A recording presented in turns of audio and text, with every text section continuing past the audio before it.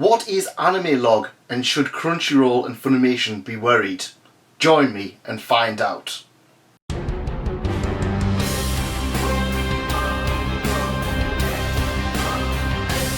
Over the last few days, we've seen the fall of Kissanime. And since then, a lot of people have been saying, oh, well, there's this new Japan streaming service on YouTube. Keep that in mind, it's on YouTube. This is important later on because, yeah. So, people are automatically thinking that this is going to be the end of Crunchyroll and Funimation. No, it's not. It really is not going to be the end of them too. Not from this anyway. At least from what I can see on here, there's nothing to suggest that Crunchyroll and Funimation are going to go down because of AnimeLog or whatever it's called. AnimeLog. Log? Lab. That's what the reason is that there actually is another streaming service called AnimeLab, and I was looking at it and I was like, oh yeah, and I think this is where some of this confusion is coming from. So, what is AnimeLog? Well, AnimeLog is a combination of 30 of Japan's top anime production and distribution companies joining forces in order to create one glorious whole of a YouTube channel. So in the past, Toei would have had their own YouTube channel, Kodansha would have had their own YouTube channel, Kadokawa would have had their own YouTube channel, and so on. Rather than doing that, they thought, we'll just combine them all as one big channel, AnimeLog. That's right. So what people are automatically assuming is that all of the big massive series are going to be on there rather than Crunchyroll. I can't imagine that happening. Even from the titles that we've got here on this news article, we don't even have any of the big ones really. Most of the stuff that seems to be coming on here, at least currently on the channel, is Future Boy Conan, Blackjack, and the story of Pollyanna, Girl of Love.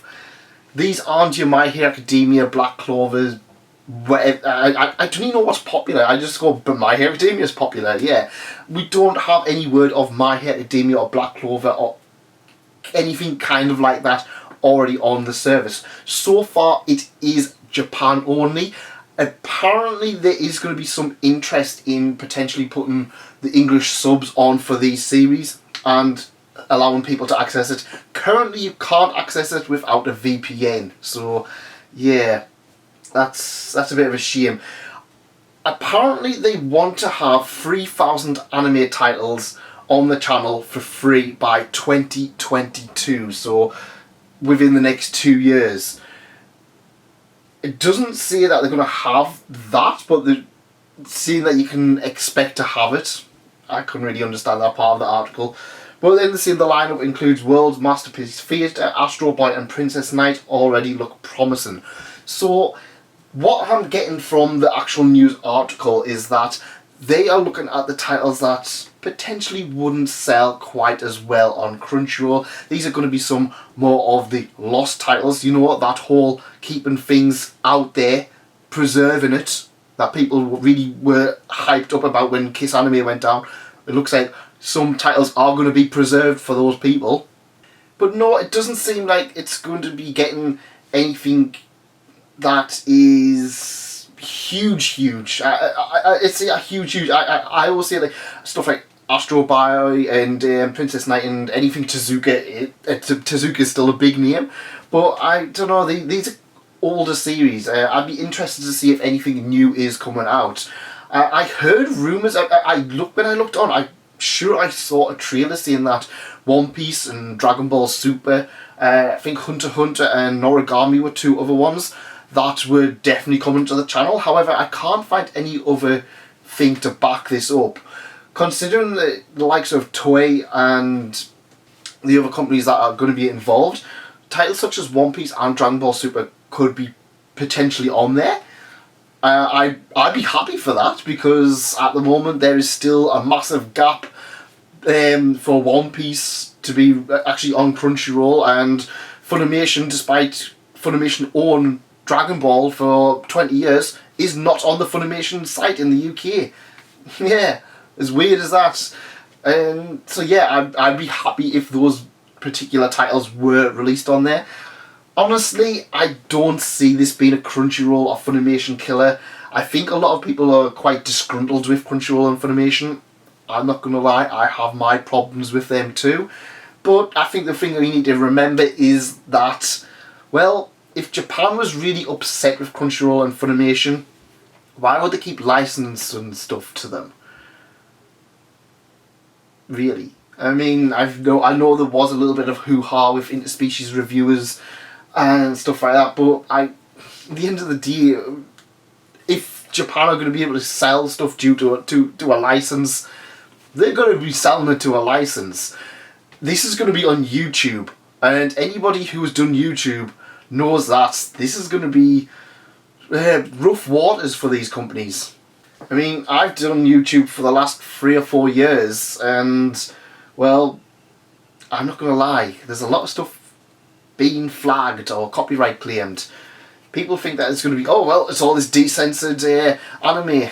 No, if you go on YouTube, they're just going to go, yeah, that's not getting demonetized, we're not going to show that to anybody. Girl in the swimsuit, oh, we can't have that. Actually, I wouldn't be surprised if it just got copyright claimed as soon as the stuff came on. Probably by the Japan themselves.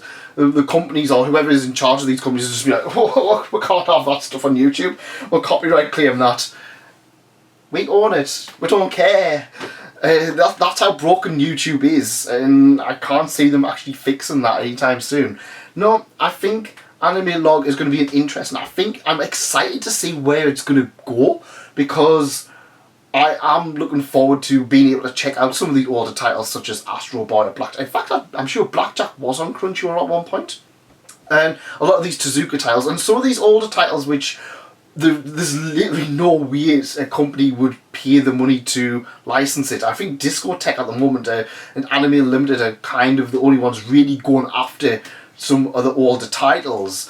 These are obviously the ones that have fallen through the cracks, which we're probably never going to see in any other form. So in terms of preservation, I am really excited to see what happens and what kind of content comes on here, if it does come out English without having to use a VPN. I'm very interested to see. But the Crunchyroll killer, I genuinely don't think that's going to be the case. It's like I said, there's too much money in Crunchyroll and Funimation. There's a lot of wise people been talking about this subject over the last few days. I would recommend going and checking out some of their stuff. But this is just my opinion on whether or not this is going to be whatever this is going to do for the industry. I've got high hopes it's going to get some of those titles back out there, but I genuinely just don't think. I think it's just going to be another thing running alongside Crunchyroll and Funimation, where they're kind of just doing the little old thing. The own little thing. So yeah, that's just my opinion. Let me know what you think in the comments. Do you think it will kill Crunchyroll and Funimation? But let me know what you are looking forward to, if there's anything that you would like to see put on the channel, anything that you think could do with being rescued from the depths of obscurity and put onto the AnimeLog channel. And I will see you next time. Thank you for coming, and thanks again for staying. Goodbye.